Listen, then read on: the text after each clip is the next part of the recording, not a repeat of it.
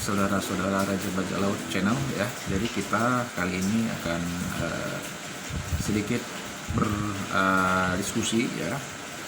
Saya akan mengangkat sebuah topik tentang sistem sebuah jual beli yang terkenal sekarang e-commerce ya, jual beli online ya. Jadi kita akan melihat sebuah fenomena, lalu kita akan menghubungkannya bagaimana persepsi dari perspektif ekonomi Islam. Lalu kita akan menyimpulkan apakah efektif ataukah ini justru tidak efektif dan menimbulkan mudarat. Oke, tetap stay tune. Kita akan membahas topik ini.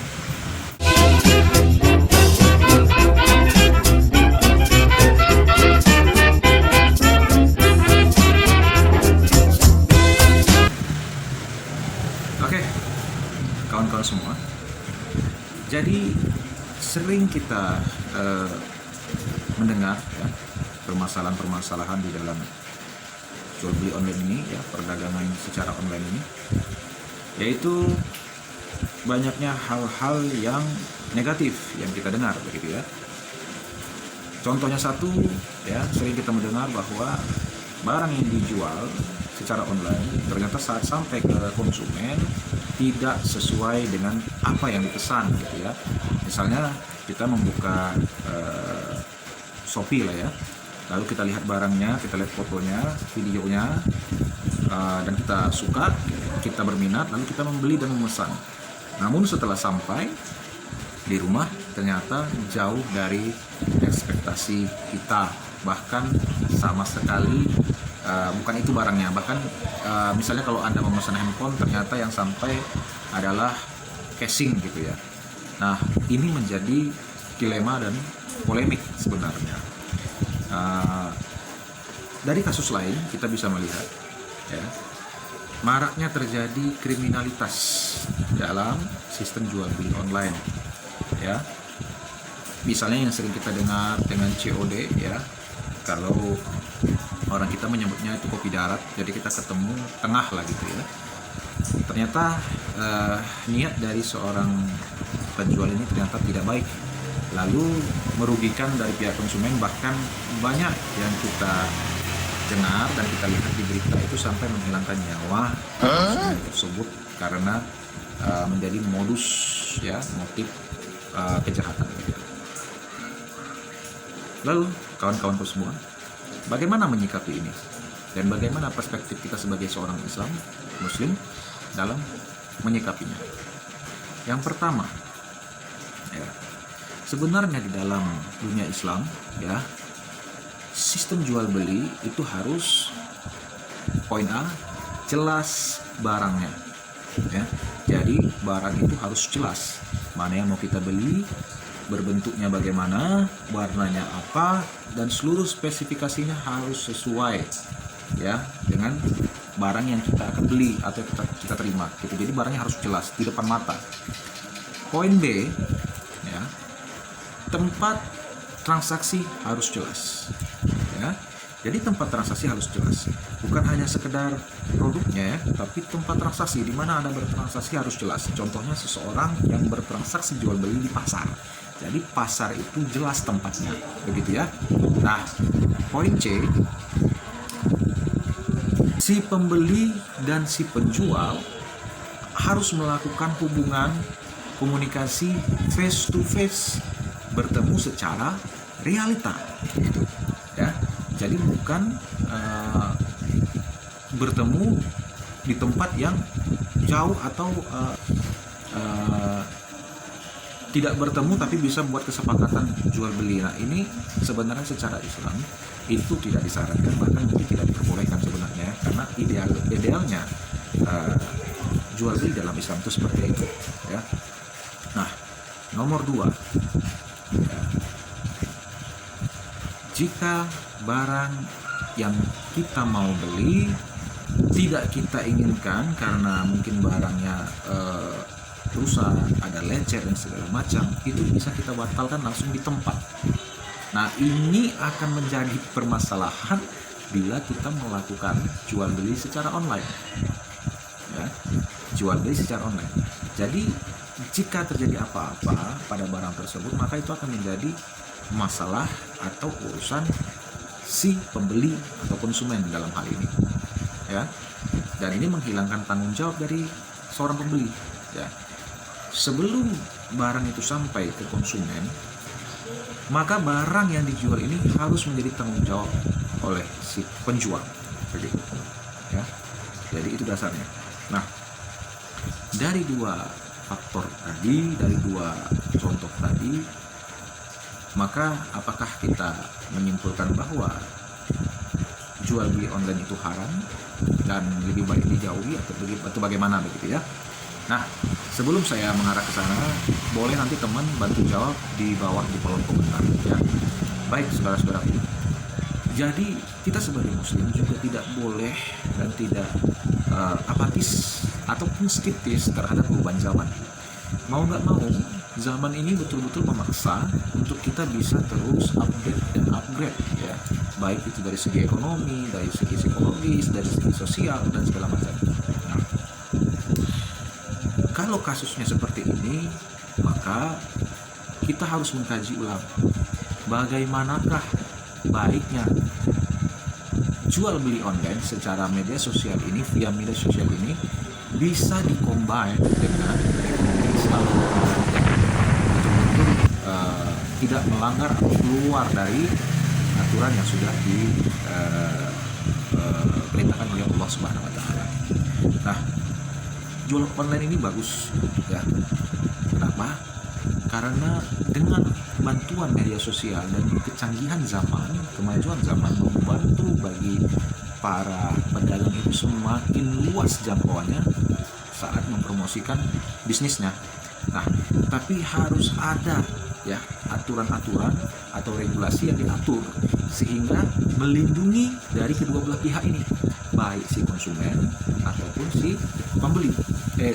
Si penjual. Ya. Jadi bisa saja jika kita berdagang secara online, harusnya ada ikut campur pemerintah dalam hal ini untuk mengatur regulasinya, ketentuan dan hukumnya. Jadi tidak seenak-enaknya menjual barang yang tidak sesuai, yang bahkan nanti itu merugikan si pembeli dan bahkan menzolimi, ya. Dalam hal ini menzolimi itu tidak boleh, ya, hukumnya dosa dan itu sangat jahat sekali, ya. Apalagi si konsumen membayar dengan betul-betul ikhlas, gitu ya. Dan ini juga membantu si penjual agar lebih mendapat trust dan kepercayaan dari konsumen, dan juga melindungi penjual dari konsumen-konsumen nakal, kan begitu, ya. Jadi bagaimana transaksi jual beli yang seharusnya dahulu dilakukan oleh orang-orang sebelum ada media sosial, sebelum ada jual beli online, maka sedikit diinovasikan dengan jual beli online ini. Contoh,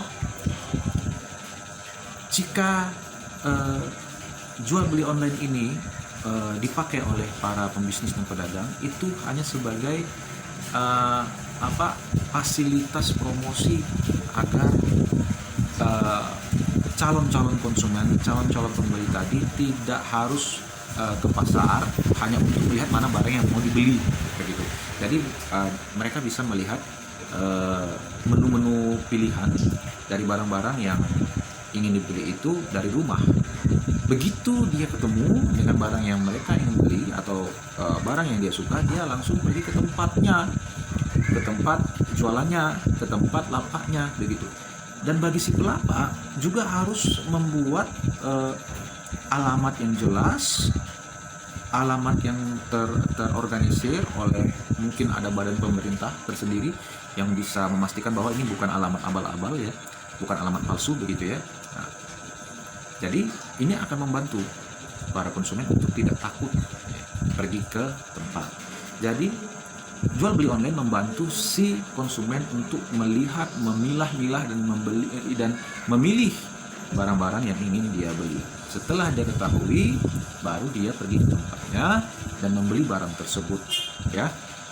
Atau membuat sebuah sistem di mana mungkin pemerintah membuat sebuah lembaga yang membuat list dari pedagang-pedagang yang menggunakan sistem jual beli online itu, sehingga para pembeli, calon konsumen gampang dan mudah untuk memilih. Misalnya si Samsul misalnya gitu ya, si Samsul di bawahnya si Ahmad, di bawahnya lagi si Polan dan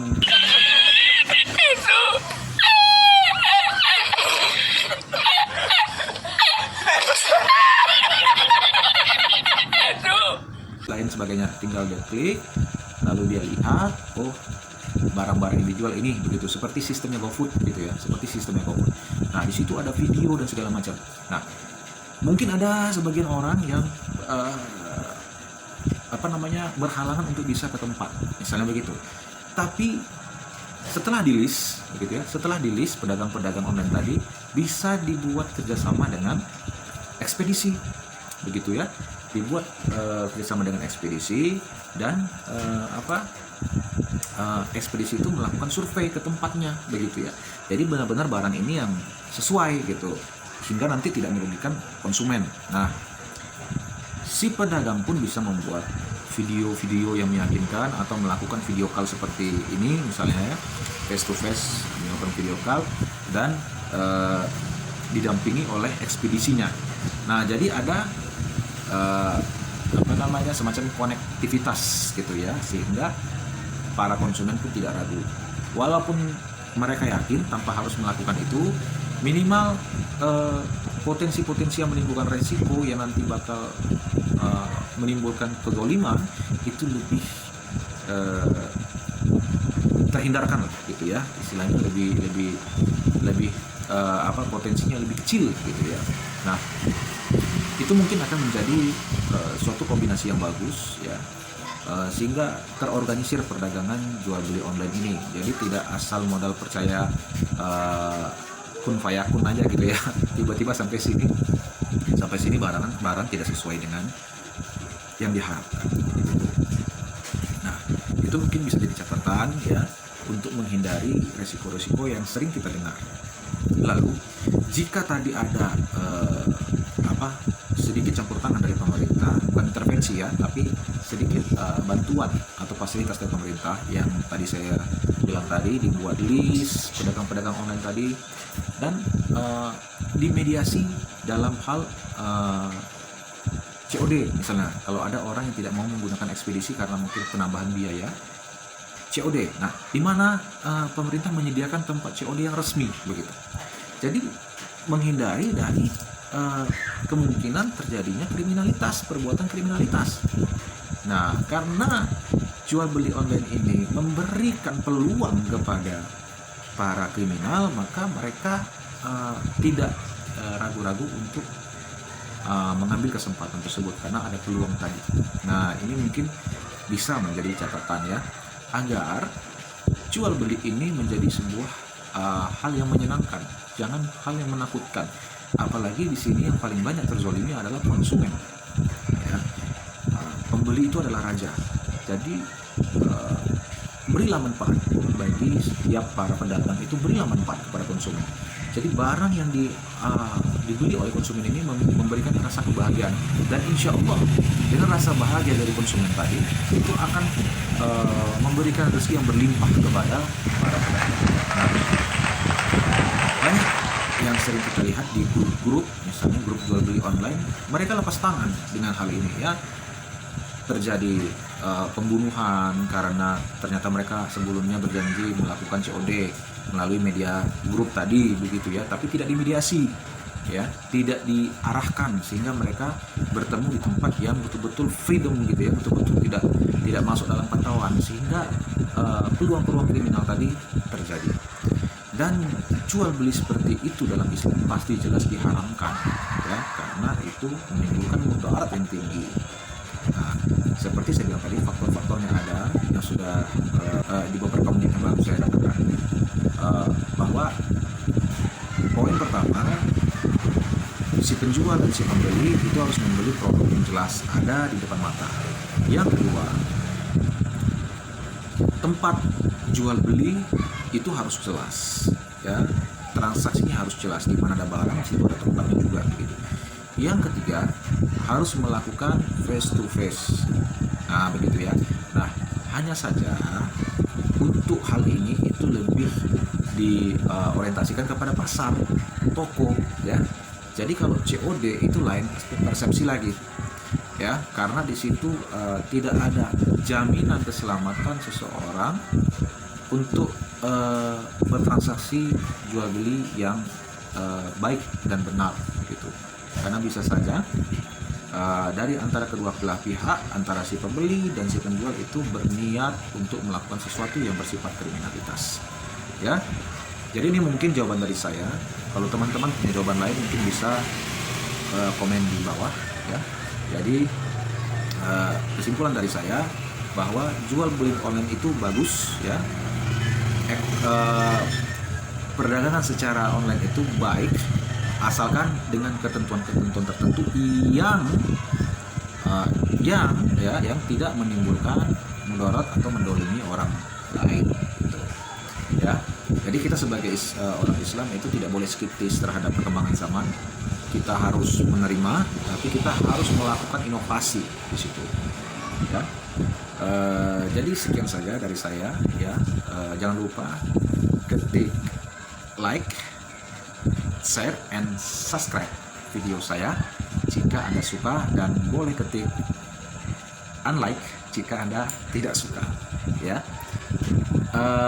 Bantu saya untuk membangun channel ini agar saya lebih semangat lagi untuk membuat konten-konten di kedepannya. Oke, terima kasih kawan-kawan Raja Bajau channel semua. Assalamualaikum warahmatullahi wabarakatuh.